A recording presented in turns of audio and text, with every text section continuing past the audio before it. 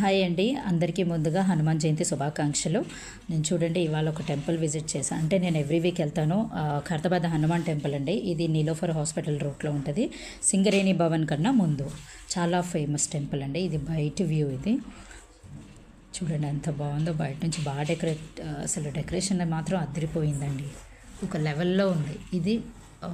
అంటే మామూలుగానే ఇట్లా ఉంటుంది.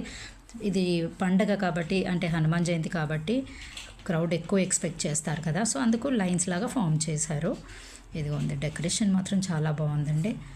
ఇది స్వామివారి పల్లకి చూసారా ఎంత బాగా డెకరేషన్ చేశారో. ఇక్కడ లోపల ఏంటి అంటే చుట్టూ మన గర్భగుడి చుట్టూ కూడా విగ్రహాలు ఉంటాయండి. చాలా దేవుళ్ళ విగ్రహాలు చాలా ఉంటాయి. అసలు వినాయకుడిది, విష్ణుమూర్తిది, సత్యనారాయణ స్వామిది, వెంకటేశ్వర స్వామిది, లక్ష్మీదేవిది, నరసింహస్వామిది, ఇలా చాలా దేవుళ్ళవి ఉంటాయండి. అసలు చాలా పాత గుడి అండి ఇది. చూడండి ఎంత బాగున్నాయో. అసలు ఒక్కొక్క విగ్రహానికి ఒక్కొక్క ప్రత్యేకత కనిపిస్తుందండి మనం చూస్తే. అసలు ఇక్కడ మీరు ఒకవేళ కుదిరితే విజిట్ చేయండి. ఎవరైనా విజిట్ చేయని వాళ్ళు ఉంటే. నాకు తెలిసి ఇది చాలామందికి తెలిసే అనుకుంటాను. ఈ టెంపుల్ చాలా ఫేమస్ టెంపుల్ కూడా. ఇదిగోండి డెకరేషన్ చూస్తున్నారు ఎంత బాగుంది. ఇది మనం గర్భగుడికి వెళ్ళే లేన్. ఇది చూసారా, రథం, స్వామివారిని రథం మీద ఊరేగిస్తారు వీధుల్లో మొత్తం అక్కడ. సో ఇక్కడ ఇందాకే పూజ అయ్యింది. ఇంకా కొద్దిసేపట్లో ఊరేగింపు స్టార్ట్ అవుతుంది. ఇది చూసారా, ఇక్కడ రాముడు ఉంటారు, రాముడు సీతా లక్ష్మణులు ఉంటారు స్వామివారికి రైట్ సైడ్లో. మళ్ళీ ఇక్కడ కొంచెం ముందుకు రాగానే ఇక్కడ శివాలయం ఉంటుందండి. ఇది శివాలయం దగ్గర, అది చూసారా శివాలయం. అది ఇది వినాయకుడు. చెప్పాను కదా ఇది లేన్. అలా లేన్స్ చాలా పెట్టారు, ఎందుకంటే క్రౌడ్ పబ్లిక్కి కూడా కన్వీనియంట్గా ఉండటానికి.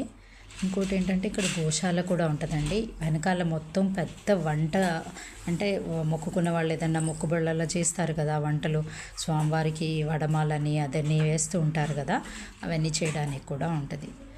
అండ్ గోశాలలో మనం ఆవులకి గడ్డి పెట్టుకోవచ్చు. ఇంకోటి ఏంటంటే ప్రతి పౌర్ణమికి కూడా సత్యనారాయణ స్వామి వ్రతం చేసుకోవచ్చు. అక్కడ సపరేట్ హాల్ ఉంటుందండి, సపరేట్ హాల్ ఉంటుంది. ఇంకొకటి ఈ గుళ్ళో నేను గమనించింది ఏంటంటే, నేను చాలా ఆంజనేయ స్వామి టెంపుల్స్కి విజిట్ చేశాను, కానీ ఎక్కడ కూడా అంజనాదేవి ఉండడం చూడలేదండి.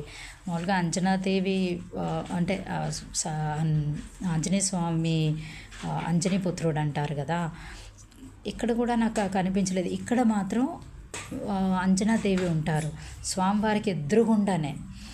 ఎలా ఉంటుందంటే మనం చూసే వాళ్ళకి అమ్మవారు ఎప్పుడు, అంజనాదేవి ఎప్పుడు స్వామివారిని చూస్తున్నట్టు, స్వామివారు ఎప్పుడు అమ్మవారిని చూస్తున్నట్టు, అంటే తల్లి కొడుకు ఆ ఎఫెక్షన్ అనేది నాకు ఈ టెంపుల్లో కనిపిస్తుందండి.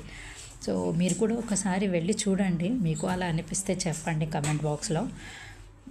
కానీ నేను మామూలుగా చిన్నప్పటి నుంచి వెళ్తామండి ఈ టెంపుల్కి. నాకు అది ఎప్పుడు నేను వెళ్ళినప్పుడు అదే అనుకుంటాను. సో చూసారా, ఇది బయట అంతా డెకరేషన్. అంటే బయట అంటే లోపల, ఎంట్రీ లోపల ఇది చాలా పెద్దగా ఉంటుంది. అసలు కూర్చోడానికి కూడా హాయిగా ఉంటుంది. ఇంకోటండి, ఇక్కడ వానరు అంటే కోతులు కూడా మనకి చాలా కనిపిస్తాయి. ఇప్పుడు ఎండాకాలం కాబట్టి కొంచెం తక్కువ అనుకోండి, లేకపోతే చాలా చాలా.